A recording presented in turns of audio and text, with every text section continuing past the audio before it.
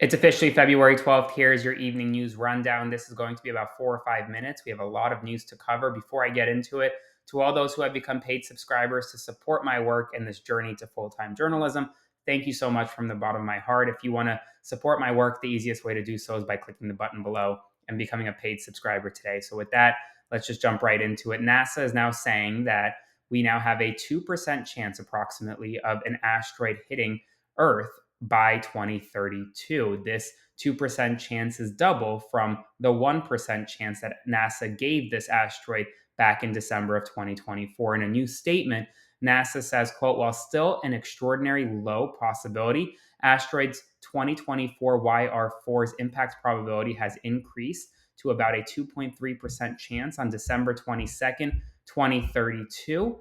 On the Torino scale, which is the method for categorizing the impact hazard associated with near Earth objects, it is ranked at a 3 out of 10. Most space objects rank at a 0.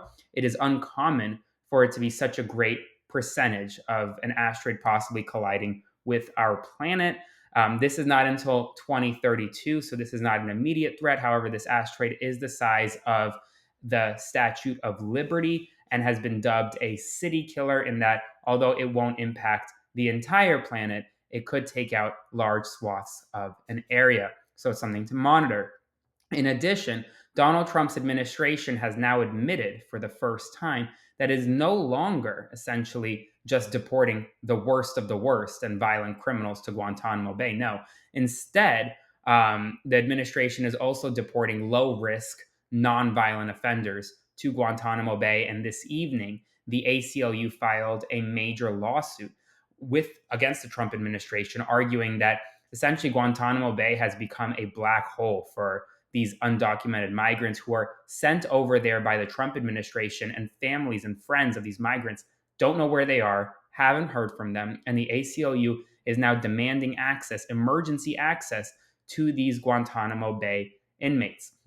That's not all the legal news. Tonight, a federal judge handed the Trump administration a win as he restored the federal deferred resignation fork in the road buyout program.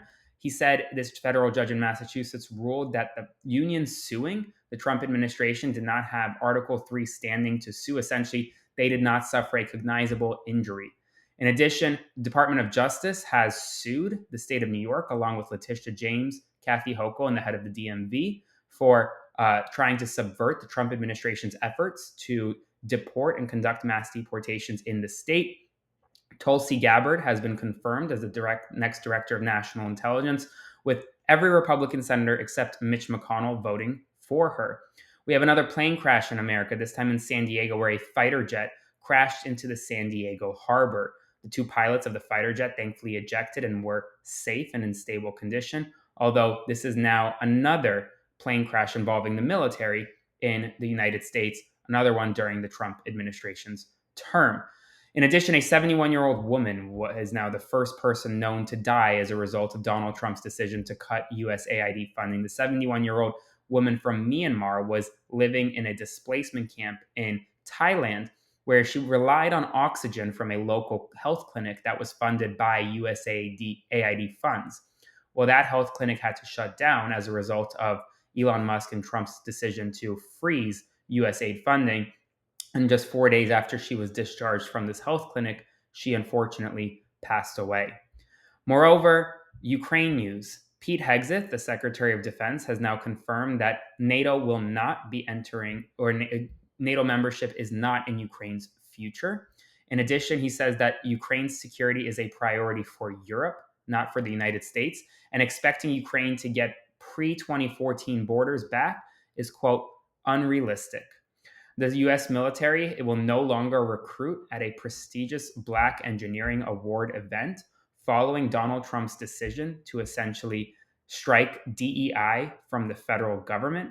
But that's not all. Mitch McConnell wrote an op-ed today saying that Kentuckians cannot afford the high cost of Donald Trump's tariffs, seemingly striking a anti-Trump administration position. And finally, according to Dropsite News, who is reporting this exclusively this evening, the armored Tesla is forecast to win a $400 million State Department contract following Donald Trump's election. So a lot of people are saying, well, Elon Musk is not stand to gain for his position within the Trump orbit. Well, now, according to Drop Site News, Tesla is set to gain a significant contract. So, folks, that's all the news tonight. It was a lot. I will be back in the morning for a morning breakdown. Let me know your thoughts in the comments, and please subscribe to support my work if you have not already done so. Thank you so much.